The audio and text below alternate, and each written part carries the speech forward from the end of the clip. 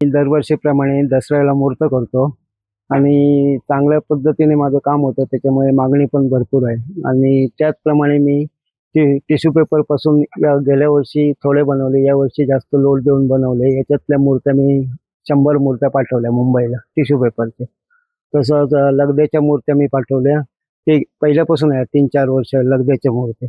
आणि त्याच्यात खास आकर्षण म्हणजे माझं गोमयचं आहे. गाईच्या शेणापासून आणि गोमूत्रापासून बनवलेलं इको फ्रेंडली मूर्ती. टिश्यू पेपर हा आम्ही बाहेरून आणतो, पावडरप्रमाणे मागवतो आणि नंतर आम्ही स्वतः व्हायटिंग पावडर टाकून टिश्यू पेपरची पावडर बनवून मग त्याच्यावर या मूर्त्या बनवतो. आतमध्ये फक्त खडागम वापरतो.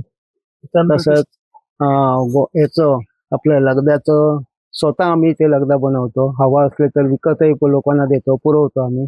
आणि आज सध्या तर आमच्या सर्व मूर्त्या सध्या लगद्याच्याच चालू आहेत, मोठ्या 5-6 फुटापर्यंत. पहिलं मी सुरुवातीला टिश्यू पेपरच्या बनवल्या. मुंबईतली ऑर्डर होती विले पार्लेची, तिथे पाठवले, 100 मूर्त्या पाठवल्या. आणि आता जी दुसरी लगद्याचे चालू आहे ते लगद्याचे मी त्यानंतर मग लगद्याच्या बनवायला घेतले. ते थोडे मुंबईला पाठवले. आता कालच येऊन एक गोव्यावाला गेलाय पार्टी, त्याला पेंटिंगमध्ये पाहिजे. मी बोललो पेंटिंग शक्य होणार नाही, तरी पण जर झालं तुझा माणूस असेल तर मी पेंटिंग करून देतो. महिला आज माझ्याकडे 4 वर्ष आली, 4-5 वर्ष. बचत गटानं महिलांना मी एकत्र बोलून त्यांच्याकडून त्याला ट्रेनिंग पहिलं दिलं 3 महिन्याचं. आणि ते चांगल्या पद्धतीने इथे काम करतायत. जे हो तसं फिनिशिंग काम किंवा जोडणं, साच्यातून डायमधून संपूर्ण काढणं, इतर सर्व कामं ते करतात. आणि आपलं असं काम समजून ते काम करतात.